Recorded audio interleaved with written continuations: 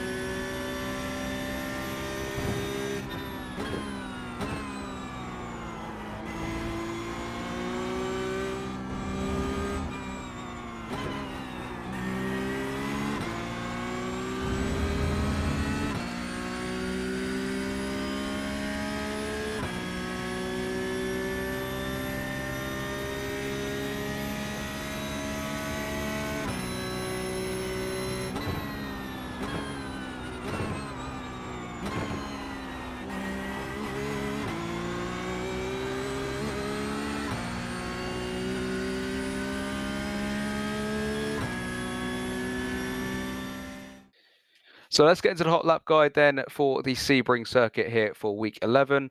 So heading down towards turn 1, obviously a very, very bumpy circuit, Sebring. So a little bit tricky to get your braking points right on the circuit.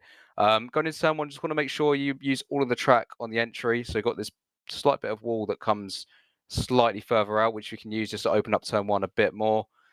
And then you want to slam on the brakes. There's not really too many references for turn 1, but it's kind of after you go underneath this bridge, few meters after, and then before the kink that comes back in from the wall, if you see what I mean, the furthest point of the wall from the track.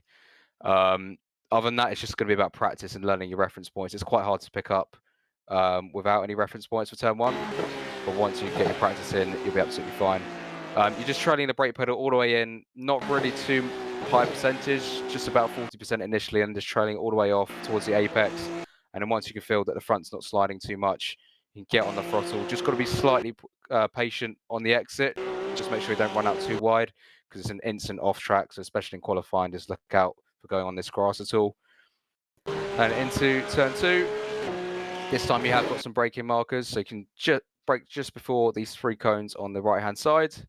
Up to about 60-70%, down to second gear, and make sure you use a curb on the inside. We've missed it slightly on this lap, but you just want to make sure your front left is hooked over that curb on the inside. Just gives you a nice straighter line for the next right-hander. And you can hop over this curb on the right-hand side, which makes the next one a little bit wider, and you can turn in from a slightly wider angle. And then down to second gear, again, just trailing the brakes really nice and gently in, literally about 20% or so on the brake pedal.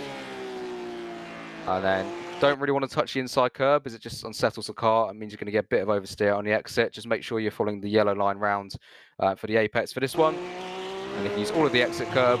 Just make sure you don't touch the grass again. And then follow around the white line on the inside, just for the shortest route. And into a very, very tricky and bumpy braking zone. Braking just before the 4 cones on the left-hand side for this hairpin. Braking pretty hard for this one, so about 80% on the brakes, down to first gear. And then just using the curb at the apex point, as you normally would in a corner like this. And obviously turning from nice wide on the white line as well. Down to second gear, and you want to be picking the throttle up to help rotate the car on the apex as well. And then get the car nice and straight. Try not to get too much of this grass on the left-hand side, because it does affect your traction slightly as well. I'm just going to show you what the brake trace looks like in the Delta app, guys. So this is what the hairpin looks like in the Delta app, guys. So as usual, you've got the throttle, brake trace, and all the usual stuff down here. So this is what I mean with the brake pedal. Just got to really ramp up to it quite nice and slowly. You don't want to slam the brakes on with a big spike like you do in some of the Formula cars, because you're just going to lock up and go straight on in this car.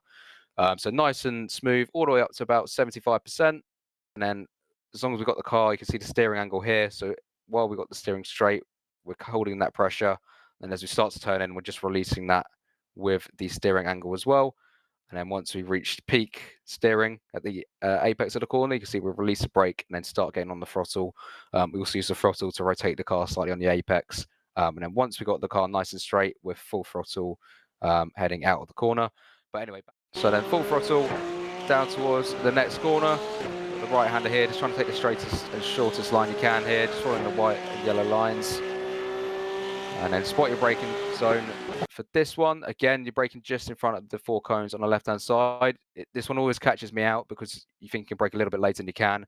It kind of creeps up on you. So just make sure you do brake slightly earlier, just before these 4 cones on the left-hand side.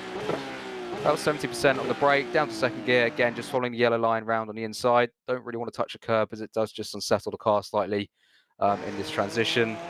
Back on the throttle, you can hop over this curb on the inside.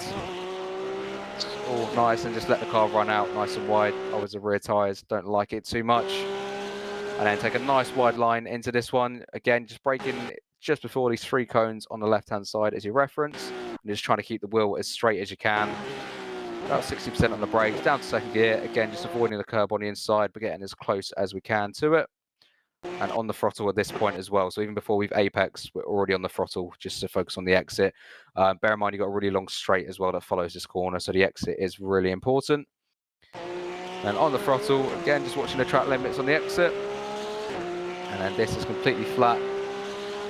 Just clipping the curb slightly. And the final one. And then make sure the car's nice and straight for the braking zone for the next one. You're just starting to brake just before the end of this curb on the left-hand side. About 60% on the pressure, down to third gear. Make sure you're not hooking too much of this inside curb as it can spit you out sometimes. And then just all about maintaining the minimum speed for these ones, just trying to keep the car as fast as you can. You can hop over this curb on the outside here for the left-hander, just to open up the right-hander onto the back straight. Down to second gear as well. So you can see we're turning in from about this point here, so really, really far away from the actual white line. So make sure you're not going too far as you can get a slowdown out here. Down to second gear, just get the rotation, and then again, make sure we're not using too much curb and we don't hook our tyres on the inside, as that can affect the exit as well. And then let the car run out nice and wide onto the curb, onto the back straight, and then just keeping the car to the left as much as possible. Completely flat to the floor then. And then another very tricky braking zone up to 6th gear, and then just want to start braking just before these 2 cones on the left-hand side, and you've also got the wall coming towards you as well. And then just trailing all the way in, about 50% on the brake pedal, just in to the corner initially. And down to second gear as we get closer to the apex, just to get that last bit of rotation. So just pay attention to the brake trace, will just slow it down slightly for you, to show you what I mean. So just really nice and smooth up to about 45%, and then we're just trailing as we're turning all the way in.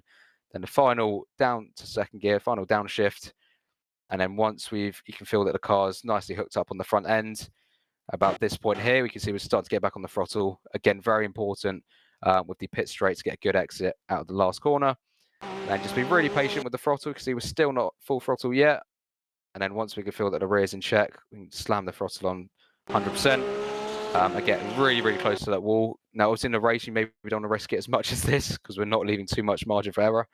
But yeah, that's pretty much for optimal lap time. That's how close you want to be to the wall on the exit of the last corner. And then that will complete a lap of the Sebring circuit. So that was the hot lap guide then for week 11 at the Sebring circuit. As usual, hope that was really useful for you guys. You can check out all the latest data packs on coachdavacademy.com and all the latest hot lap guides on this channel as well. But other than that, I will see you next week for the final week, week 12. So take care, guys.